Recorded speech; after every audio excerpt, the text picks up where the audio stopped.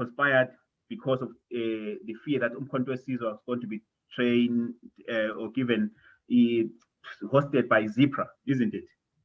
Kenneth Kaunda told Nkomo that, do not call me again. Now we are in the opposition and I'll not call you. Australia, Henry Kissinger, America, North Korea, everyone conspired. It was only Botswana that really actually understood. So do you see how this thing continues on a labyrinth? So there's nothing that's called, oh, this an event is past. These things, they actually repeat themselves. But why do they happen to a particular people? It is because of the peculiar aspect. A particular nation which moves against the tide, which moves against the stereotype. Like, for instance, if you look at Matebele nation, there was the king, there was the high priest, there was the Umphakathi, there was the armies, there was all these things. It is a nation that you cannot really penetrate, you cannot impose your own values. But these people are barbarians, these people are savages, according to your Hegel, according to your Kant, according to your Socrates. But here they are, they do not fit that particular stereotype. So what do you do with them? Because other Black people in the world, just like the people of Haiti, other Black people in the world, if they see that, oh, these things can be done, so we can be liberated, it serves as a symbol. So there can be an uprising. But what it took for Black people later to actually rise, it was because of the World War I and World War II, where they participated, and then they could see white people are not gods. They can be defeated. They can be killed, they died, just like men like us. So which actually informed the liberation struggles. But it did not need to go there. It had to come, if people with their knowledge had known about the first war of resistance in present day, in that particular Rhodesia, that Shangani war. And if you remember the defeat in the Shangani, you remember Mchane Khumalo was the commander of those regiments. I think there was Ndisukamin, and then there was the second regiment. I think Amaveni, Amakanda, and I think Nesiziba. So Mchane was the commander of all those people. But Mchane had one problem, which leads also to the issue of Gadat. The Khumalo clan, based on that, they were stereotyped to be those Khumalos who were jealous of Mzilikazi. So Gadat, remember, he called out, and then they were pointing out to the Shangani battle. But the Shangani battle, it was a convergence of unfortunate circumstances. It happened that they wanted to attack in the early hours of the morning. It was around 2 a.m., 3 a.m., because they knew that those guys have got so much firepower. So when they did that, they were crouching towards the Laha, saying it was a convergence of unfortunate circumstances, as one of encroaching, and he was carrying a rifle, and he had to shoot to alert the people in the camp. He did that, it became problematic. So the Matebele warriors and their attack was actually literally started. But by 9 a.m. done, because the Maxim gun, and it was the first time the Maxim gun was used. It's symbolic, because the Maxim gun in the European imagination, in the English imagination, in the poems, in the literature, the Maxim gun is actually England. So that means violence. And the Maxim gun was used for the first time by the British in that particular battle. Why in that particular scared of King Lopengula, and that was a whole complete nation. But where is the proof that they were scared? I wanted to revert to the notes. Now there's no particular order.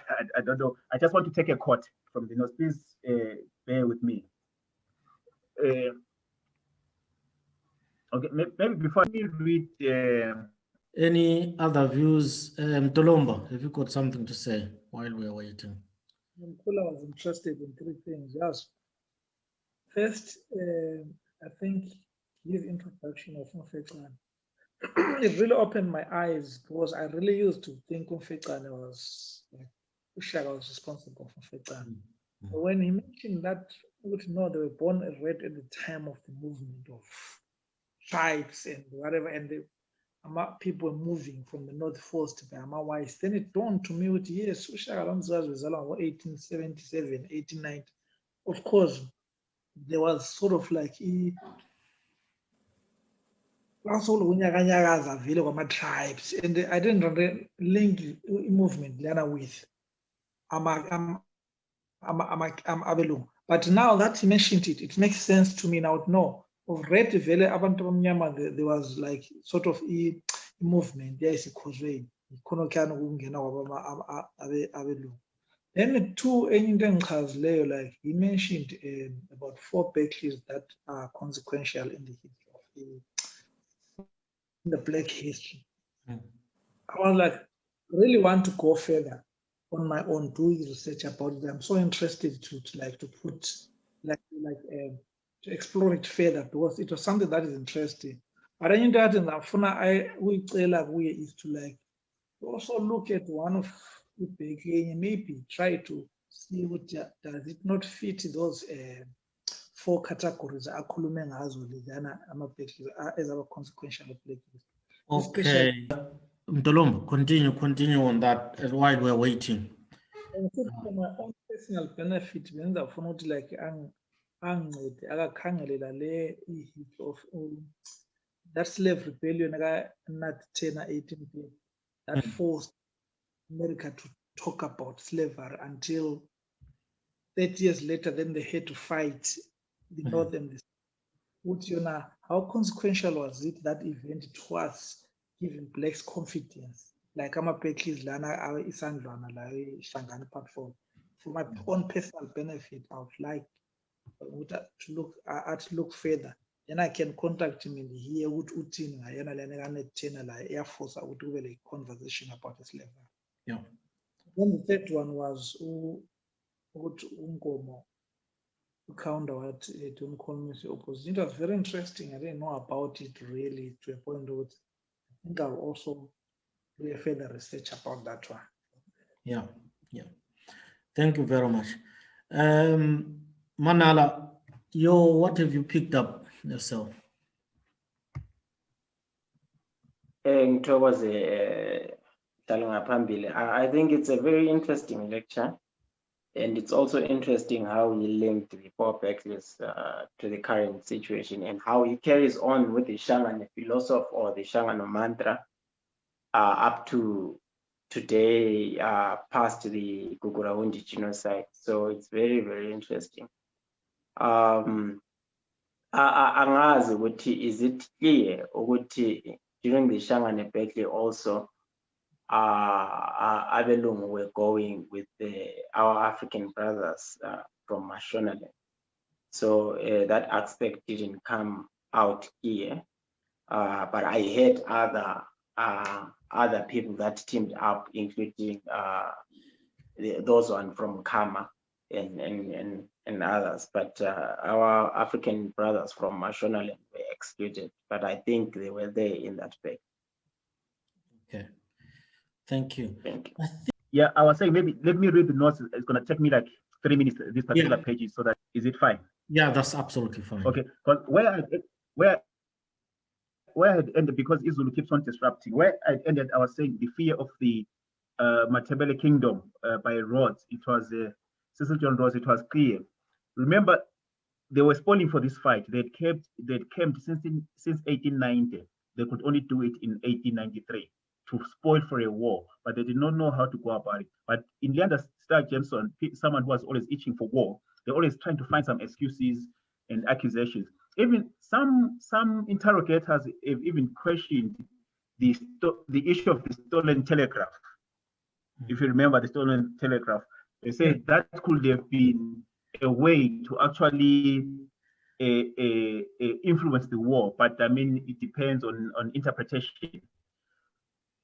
So this is the quote by Luke 14, verse 31 in the Bible. He says to Jameson, "Oh, suppose a king is about to go to war against another king.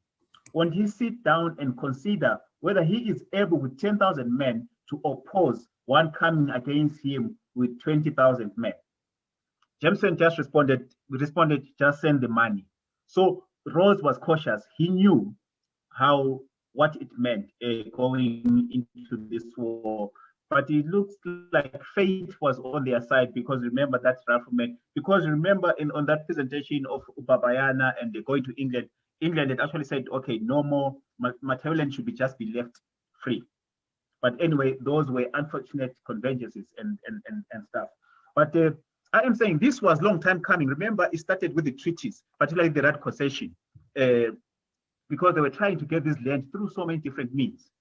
But what we should remember is that the colonial enterprise really had not been it was seen as losses by Europe to have colonies. But King Leopold, with the present day Congo, DR Congo, actually got so much fortune from it, so that many people began to think, okay, the colonial enterprise is going to be profitable. So these are the notes that I'm going to read. I think it's going to take me 3 minutes. King Leopold had walked the path and set a template for the likes of Cecil John Rhodes. Rhodes for me was not a visionary, or was he inventive or an innovator. He simply followed a set template, just as coloniality always does. For example, let us look at the Rat concession, which of course, in the end, led to the Shangani battle in a way. And the Shangani war cannot be divorced from the Rat concession. King Leopold was the father of these concessions. He hired a brilliant legal mind of those days, Sir Oliver Twist, to provide a legal opinion backing the right of private companies to act as if they're sovereign countries. You remember Rhodes was BSAC, British South Africa Company. So now companies, this thing was founded by King Leopold to have companies, private companies, acting as sovereign, and he was using Oliver Twist, the Oxford legal mind. But what is interesting about what Leopold said in the making of these treaties, he said, the treaties must be brief as possible, and in a couple of articles must grant us everything. So if you look at the Rat concession, it was very brief, but it was granting everything. This was a fraud. This was not a concession. This was fraud. And it was legal minds. As you may know, law is not necessarily justice. Law and justice are two separate things. So if apartheid was law, literally almost the Holocaust was law. So this was fraud. So you cannot say to people, oh, the Rat concession you sold, it did not, because you cannot say that, because it shows ignorance, because these are treaties that had already been done by Leopold, practiced by applied by King Leopold. Can you imagine people going to use a legal mind using British law to come into Africa and use that British law in countries or in nations that have their own law? That was literally a legal invasion. So we must also read the Rat concession in that aspect. But King Lopengula is said by most of the Europeans those days, he was said to be the most brilliant mind. So he played those people with different treaties, the Global Treaty, the Lippe Treaty, and so forth and so forth. But he already knew what they were up to. Remember his quote, just to avoid misquoting him, when he said, have you ever seen a chameleon catch a fly? The chameleon gets behind the fly, remains motionlessly for some time. Then he advances very slowly and gentle, putting forward one leg and then another. At last, when well within reach, he darts his tongue and the fly disappears. England is that chameleon, and I am that fly. He already saw it. He already knew. He saw what was coming, but he was basically delaying. So here we have the use of and the hope in the Maxim gun, not in morality, not in the law. It was the Maxim gun. So these people were planning and planning, but in their planning, we should always remember, but which maybe can be a topic for another day. I just want to conclude in reading these notes so that maybe I don't skip something.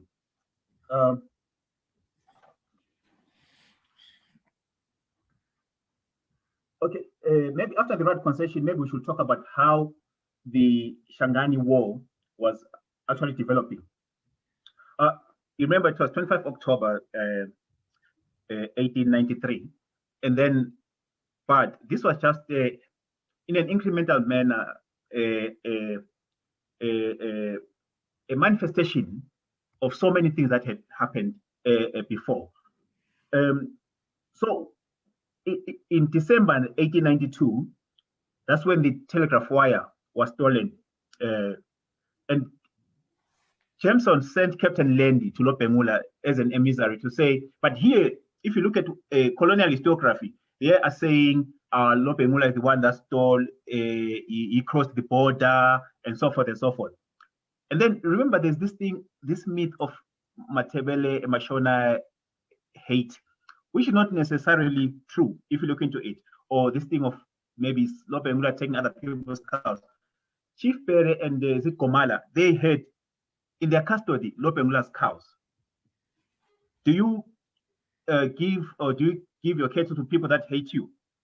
It is impossible, because a cow at that moment, the cow was the economy, cattle were the economy, they were the mode of exchange, they were basically everything.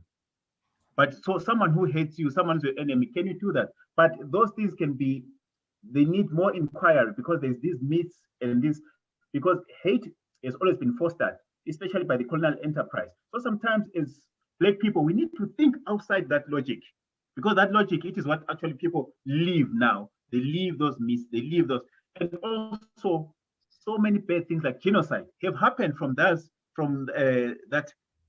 I'll say epistemicide. They kill a particular knowledge and they introduce their own knowledge.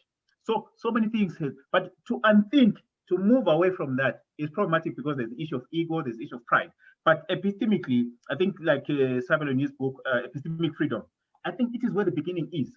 We begin by this knowledge, re-knowing, retelling, reconfiguring, remembering, and re-remembering. So once you do that, it is, because if you look into it, this thing of Black people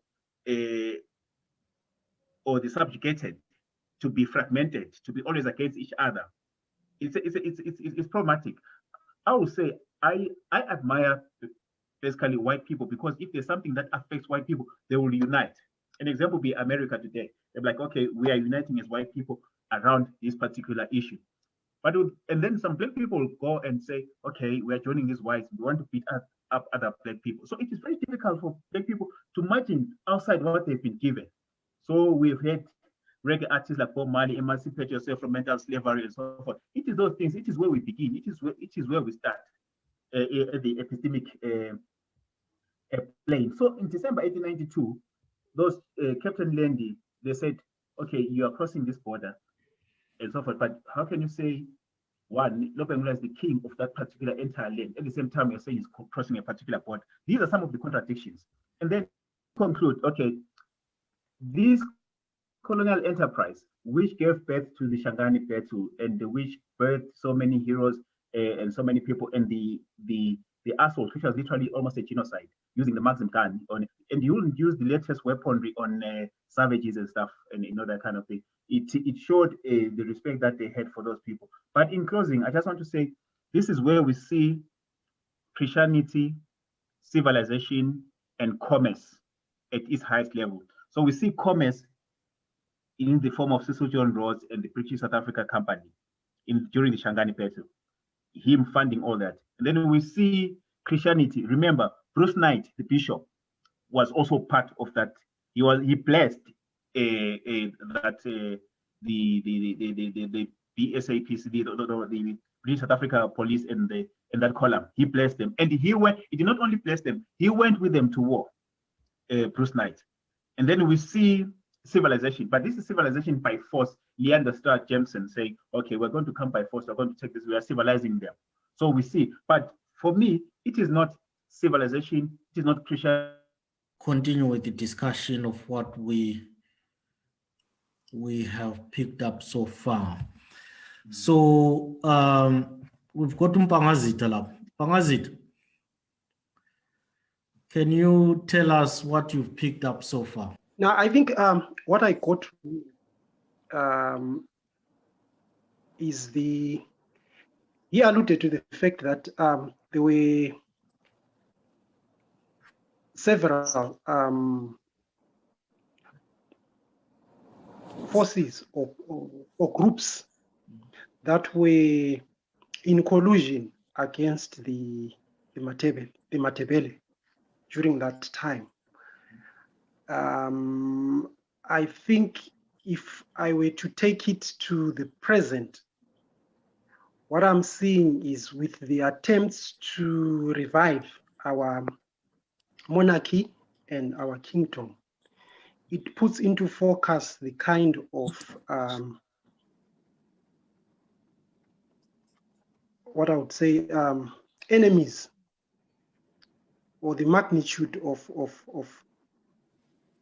what we're up against, because this very same forces that were in existence then, I think are still present. So it's really an uphill task for us to, in our attempts to revive our kingdom. I think for me that's what I got from the discussion. Thank you, Mpangazita. Thank you. I think he is bounced back at the right time while you're concluding. Asimnigen futhi ithuba again to finish off. Ngwenya, are you back? Yes, I'm back. I just have one sentence. I think I'll be done with one sentence. Okay. Yes, I was saying, to me, it is not Christianity, commerce, or civilization. Instead, it is decadence, depravity, and delusional degeneracy that the African body, that the Matebele people were ushered into, and they've remained subject to that. And we are living what Akil Mbembe calls the power of the force, which has come through, as I mentioned earlier on, through theodicy of texts, through disciplinary, is now, maybe we should chart ways for the new generation to investigate war and innovation, particularly the Matebele wars and their meaning, because meaning is very important than the events. Thank you very much for your patience after all these disruptive elements. Thank you, Ngwenya. I'll hand you over to Manala to then say what needs to happen. Sithokoze khulu sithokoze ndafisa babo wenu omkhona wahaseshele oseshele bakamokwena umotswasele wahamoshutu ophalala la phalanyane gari yakasechele lerumo la setšhaba. Sithokoze khulu, and I think this is now the time to have comments and questions towards Dr. Ngwenya, and then from there we will give it back to Mr. Chambani Dube to have a round of applause and conclude and give a vote of thanks on behalf of 1890. Anyone with a question for Dr. Ngwenya? I for one had one. Dr. Ngwenya, my question was those people that connived with the British South African company during Shangani Berkeley, I was asking whether the tribes that were found then in Mashonaland, today called Mashonaland, were they there, and what role did they play?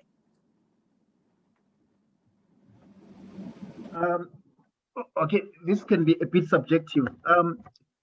In history, we have seen, particularly in South African history, Zimbabwean history, and to a certain extent, Zambian history. Okay, people, as they say, there are some people, you see, a convergence of the wounded and a convergence of the willing. Some people, they'll be in a periphery of a particular nation. So if they come today, maybe they do not really subscribe to that particular hierarchy. Some people would have been thieves, that kind of thing. So in particular societies, it is not unheard of for people to actually join a particular group if they are aggrieved. I'll say, like, for instance, let's look at the players. They joined later, isn't it, when he was in the transfer, because they were aggrieved where they were. But I'm not trying to fall into the trap of linearity. whereby saying, all the Lodos came with Mbangazit and stuff, and being the Mbangazit that came at that particular moment. Some were part of him as he left, but as a clan, most came. So people can be, even say King Lears himself is aggrieved, he left, but did not live with all the Komalos.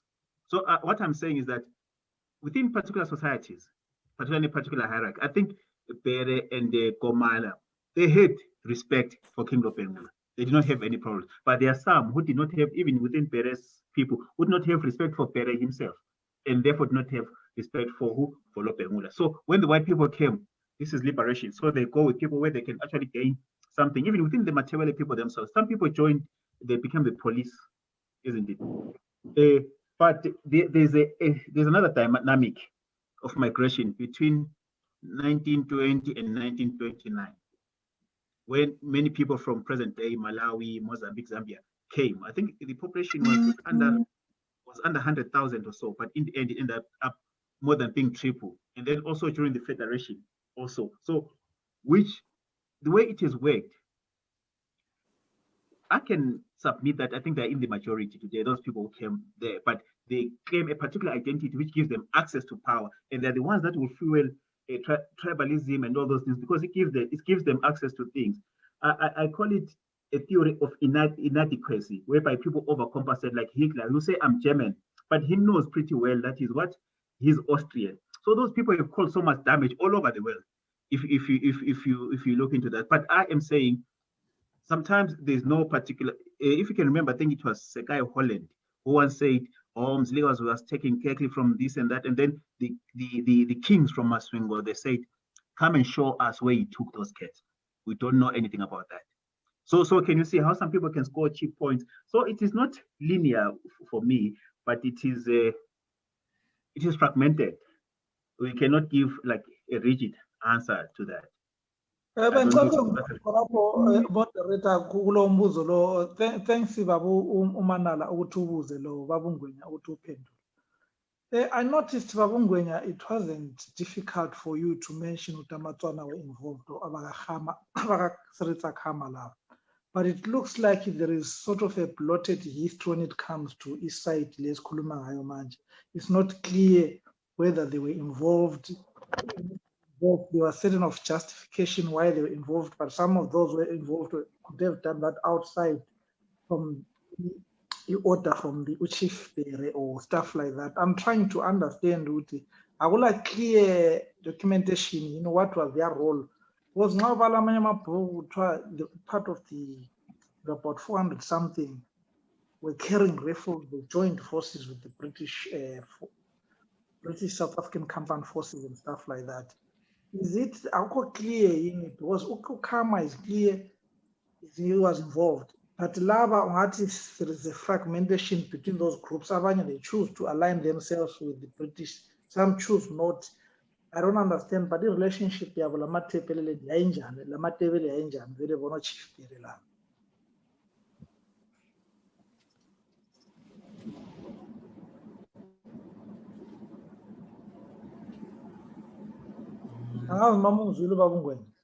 I think Babu Ngwenya.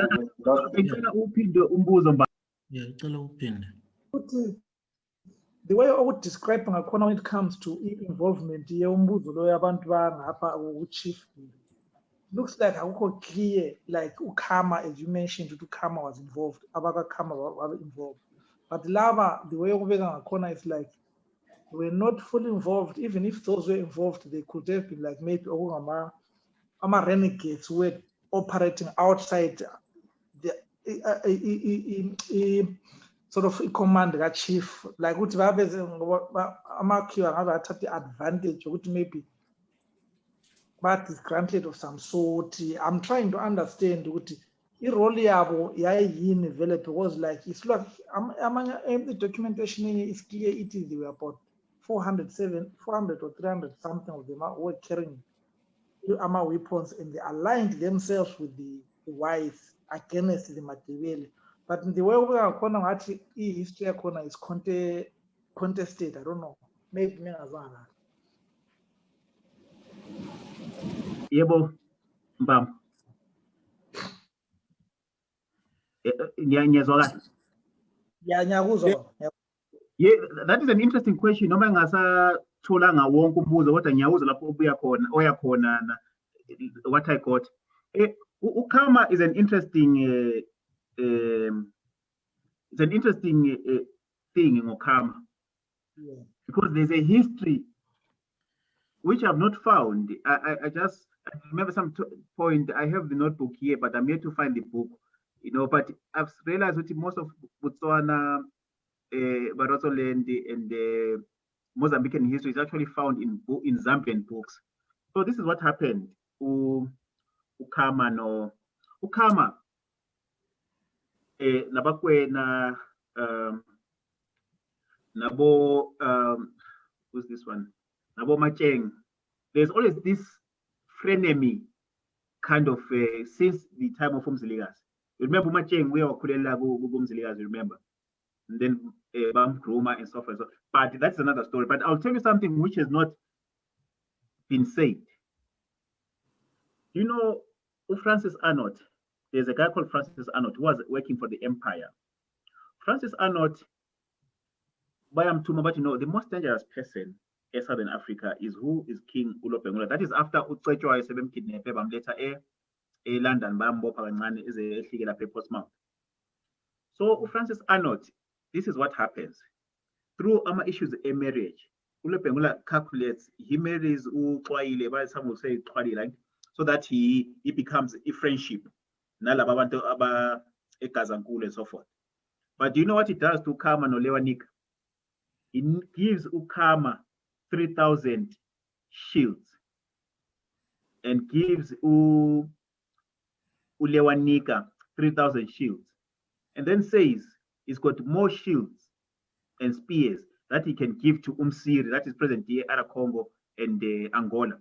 You see, it is interesting because that thing is not highlighted because it will change our perspective of Abono Pengula and their understanding of their geography, which was even way maybe sharper than ours. So what happens? Francis Arnott goes to Kama, goes to Lewanika. Do you know what he says? He said, no, okay, the instruction with those shields by Ulo Pengula is abantu laba angeke sebehlule as long bephakathi kwethu. But what you can do, kumele sibasuse bonke babuyele olwandle, meaning white people. Thank you very much, Mr. Ngwenya. I think he's still there. Is there any other question from Mr. Rory? I think I had a question, but I also wanted to support Lokobe Kulunya Ngwenya. When we look at the King Gamzilika Lopengula, we will find that they had they had good diplomatic skills. They understood the nations which they lived amongst. They made diplomatic efforts in order to unite with their neighbors. They knew that Amabunu are coming. In fact, they have been fighting with Amabunu from the time when they were still in the Western Transvaal. They had made alliances with a lot of these neighboring nations. So much that, like some of us ever saw, we at one time we were our paramount chief was these the Mangwatus, but there came a time when the Ndebeles came, they kind of like took over that role, and we find ourselves giving being under the subject of Ndebele. So much that at one time these Ambangwatu, the Botswanas, and these are the three tribes that made the center of the Bechuana-led king state. They were tributaries. Tributary is not a good word, but they had a relationship with where they acknowledged that King Lopengula and Ziligas were their overlords. When the Europeans come, especially the Matso-Tsilawa, our roads, their primary interest is that they were interested in the land, they were interested in the minerals.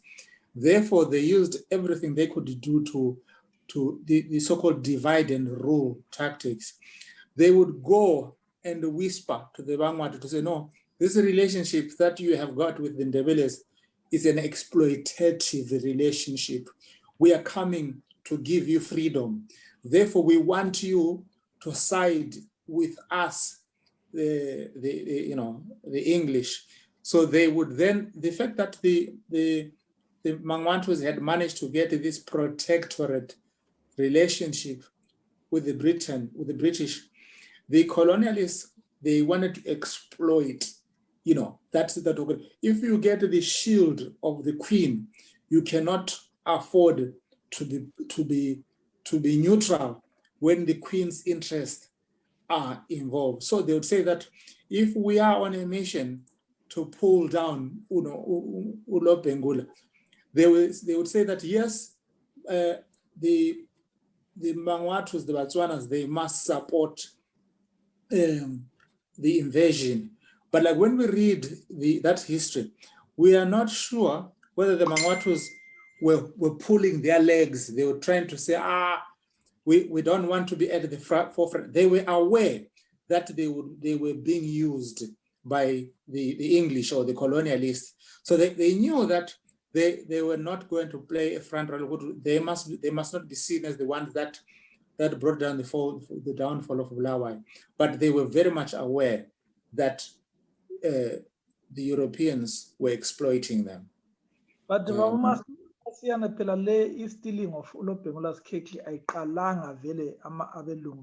was an ongoing thing, but disciplinary procedures are sending the regiment to come and retrieve or punish those who are stealing. But then at that point, the whites used that, but it's not what Ulobengula was. What we faced the time here could send the army to discipline abantu abantshontsha inkomo zayo. So to a point where I look at it, they voluntarily took part labano baba. It was labo, they saw us as a threat to their existence. To a point of the choncha lapana inkomo zikaloBengula, it was something that used to go on and on every time Bengula will send the regiment in there. But then, because the white man was there, he wanted to use that as a proxy to destroy the Ndebele kingdom, according to my understanding. But then, there's some point I don't think they were forced to participate with that role, way 400 or more than 400. Some of them voluntarily wanted because they felt like we were a threat to their existence. It's just my point. I don't know what to do. I understand the history. I was very proud because Umzilikazi point you to do trade and stuff like that, of which it would have been easier if the white men said, okay, we want to end the dominance yabo, free. But lava into issue Ngwenya, we are justify not involvement yabo clear in terms of, you know what I mean? But Amatona was clear. If I have clear, but lava abagit we say bona, it wasn't clear what they were involved. That's where I wanted the clarification. Okay. Now we are obviously. But let me interrupt. I think Ngwenya is back, and Manala, do you want to direct the proceedings? Welcome back, Mr. Ngwenya. I think Mr. Ngwenya will maybe take 2 more questions, and then because of time, and then we give back to you, Mr. Tembani, to give a vote of thanks and good loss. Any more questions before Mr. Ngwenya asinikeze iso lokugcina? Now, the only question that I had for Ngwenya was that Ngwenya, you spoke about how the colonialist lava or Rhodes lava James, they used the legal tool in order to steal this land, in order to steal the gold and whatnot. I want to ask you, do you see any parallel in the current regime in Harare, which has also brought in legal tools? Like, for instance, we've got this law to do with mining, which now says that nobody has got an automatic right on the mine, the minerals in Zimbabwe, even if you may be the person that own the land where you are, the minerals under your ground, they are not automatically yours, and it is the government that then has got this authority to say who they can give the license to. And it seems as that this law is a big threat to the people in Matebele land, probably in as much as the legal tool was a threat to Lobengula's kingdom, where Lobengula says, are you saying that you can dig holes anywhere in my kingdom, even if the gold is underneath my house, you can dig it? I think that has been written about quite a lot. So what do you say about these parallels? Are these people, is the present governing folks, are they apprentices of Rhodes and Jameson? I think we have lost Mr. Ngwenya. Totally, because it is actually what I was saying. They said they ushered black people into civilization, commerce, and Christianity, but which I was saying it is actually decadence, depravity, and delusional degeneracy. So this is how we see, particularly, it is not only peculiar to Zimbabwe. It is in the African context, whereby people who are literally puppets, I call them prefects of the empire, that just put in the service of the empire, not in the service of the people. So this is what the empire put us generally as Africa into their own version of Christianity, their own version of commerce, and their own version of civilization, which is actually serving the empire. So basically in Africa, one will say no one owns land. If say you go to Ghana today, yes, there is so much land, but the land is expensive, very difficult for the to be accessible to the Ghanaians. In the South African context, people are even apologetic about taking land. Even Malema is being blasted left, right, and center. So in the Zimbabwean situation, for instance, ZANU-PF, I mean, it is not an open secret that they were formed by the CIA, they were formed by Mossad. They were put into power in 1980, and the ballot boxes were taken to England for counting, isn't it? And even the leaders were, and the intellectuals, the leaders were knighted, the intellectuals also knighted. So it tells who are you being knighted for? In whose service are you in? So it is only if we look at it politically, which can be controversial though, it's the issue of labor.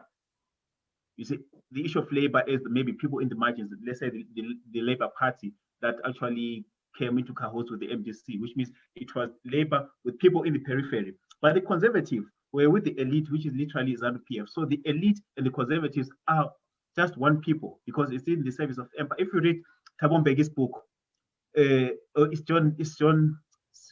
it's Blair who says, I wanted to topple Robert Mugabe. The establishment in terms of how will they refuse? They will refuse because they are one entity. So even these people, it is my position, it is my submission that these people are actually in cahoots. In as much as people with the empire, they are the empire, they are the prefects. Because all the people who have been removed, your Lumumba, your Sankara, and all of those people were for the people. So I think, as I said, I agree with you that they are in cahoots with the empire. Black men, you are on your own. And also, just to veer off a bit, Umbambo, his question that I did not answer. I was not saying those people did not volunteer. I mean, there's always elements that will always volunteer in a particular situation. Now, for instance, how would you explain the very same people who in 1893 were working with the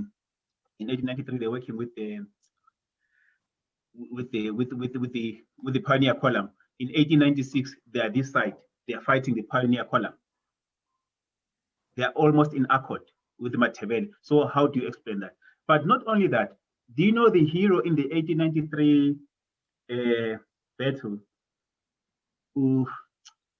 There's a legend about him. I think Humanyoza or Humanyozis, who was Matebele, who was walking around saying, you close this area, they attack like this. He was not sitting down until the war was over, from 3 a.m. to 9 a.m., working with the column. You see, so we cannot say, they were sellouts.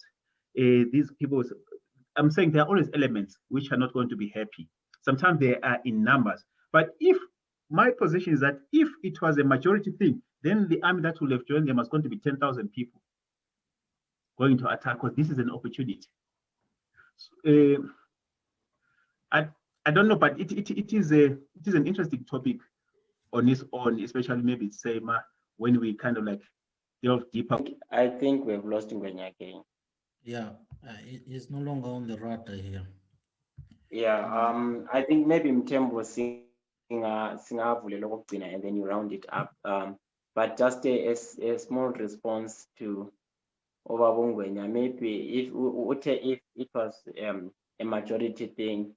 Oh, he's come back. He's come back. Yeah. So in conclusion, to Urori, the empire disciplines. It will discipline people that don't toe the line.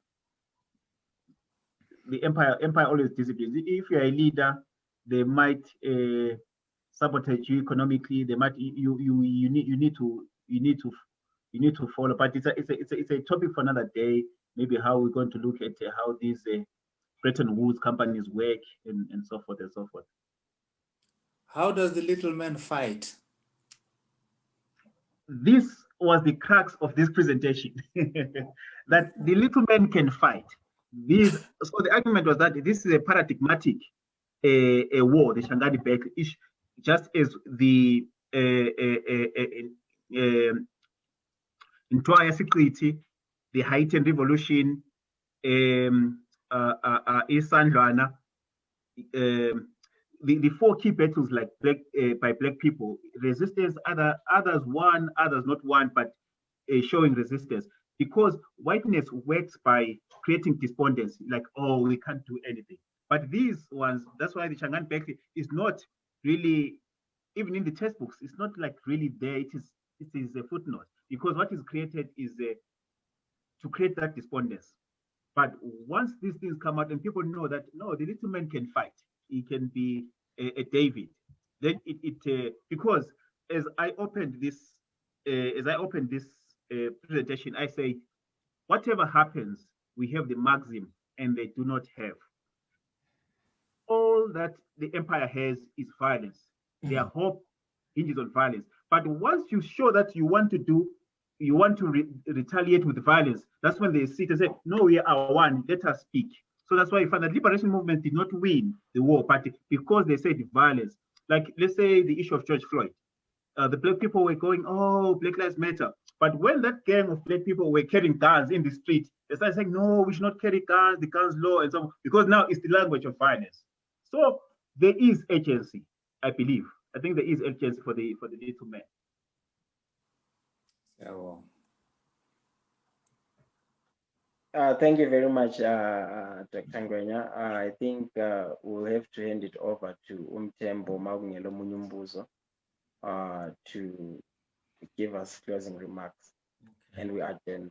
Yeah, very captivating presentation, Ngwenya, and the good thing about it is pushing beyond the normal envelopes that we know, so that we try and think outside the box, which is actually the very aim of 1893, to revisit these historical events, which are, from what you are saying, and it's very true, which are not historical because they're still with us. Just as, the coloniality in terms of Africa as a whole, and the world as a whole, the definition, the structures in the world, isn't it? They are the contours of everything that we are living within, is within that global colonial aspect of it. But we need to revisit and definitely redefine some contours there. I think that's the agenda. And I think you're already pushing that sort of rethinking issues that we take under the disciplinarian perspective, as you say. And that disciplinarian attitude also relegates our history to the footnote. And that's why you'll find that most of us probably have no idea or in-depth idea about our history and how we fought and what was that we achieved. So this is very important, which is why, so we've been moving as an organization to, make declarations, Matebele History Month, and putting some calendars and some important dates so that, we put that in the psyche of people. Because like you've said, when people colonize people, the first thing that they do, they want to destroy the mind and discipline them in a certain way, to say that, the history is not important, your history is not important. And therefore, even now, the perception that our people have, if you say to them, okay, we are having an 1893 history lecture, like, oh, you're living in the past, isn't it? You know what I mean? Why is this person, But what they fail to understand is that the past is the present, and the future, which is the hallmark of your presentation, and obviously the idea that within that, we have to unpack this disciplinarian perspective that our people have taken. So, as part of that, our next presentation would be in November, the 1st of November. So we are focusing on the Gadad. And again, I think we are having you as a guest. And the most important thing is, what you've done to actually push, or, discuss things outside the usual disciplinary perspective. That's what we need. And I think that's what our people need quite a lot. And then the next one will be the Shangani patrol, which is, I think it started on the 3rd, 4th, 5th, thereabout of December. When Forbes had come back, with the Shangani battery, and then they were coming to Gadad after the Gadad battery, and then Sorelo Bengula took, I think they expected him to go to Botswana and then face the column from Botswana, but then he sort of took a swing, isn't it, right back to where they're coming from, isn't it? Because the first battle was in Shangani, isn't it? So obviously the plan was to basically corner him and say, okay, if we start from that end, coming through, therefore, then we call in the Tswana guys and the Kama, will be able to really sort of corner him. But then he did a swipe back to Shangani, and then we had the Shangani patrol, which is very fascinating actually. And his intelligence might have been very, very great, and how he managed to actually do that swing back. So it's very, very exciting stuff, very interesting, and I enjoyed the aspect of the telegraph, stealing of the telegraph. And I'm thinking, even ZANU-PF is using that. Actually, that's where they learned that. So they would, someone would accuse you of something to justify something, isn't it? And the same history is repeated in 1983 during the genocide. Okay, this is what has happened. Therefore, this is this. Okay, Stole is planning to overthrow the government, and therefore we are on Stole. Nkomo is planning to overthrow the government. So and so is planning to. So it's the same concept being played over and over, and in many instances, activists and everything like that. So I find that very, very fascinating indeed. So we look forward for the 1st of November lecture, and also the Shangani patrol in December, early December. So that's planned. But more than that, there will be other bits coming in. We've got Queen Lozike, who led the rebellion in 1896. I think it was March. I think March the 8th, if I'm not mistaken. So we've got that all documented. So we'll be following these things. Hopefully we'll get more people involved, so that we rethink things and we realize that we are living that history actually. And then how do we extricate ourselves from it? So it's a very, very powerful presentation. So thank you very much. It's been a pleasure. Thank you. And thank you everyone who participated. Let's invite more people for the next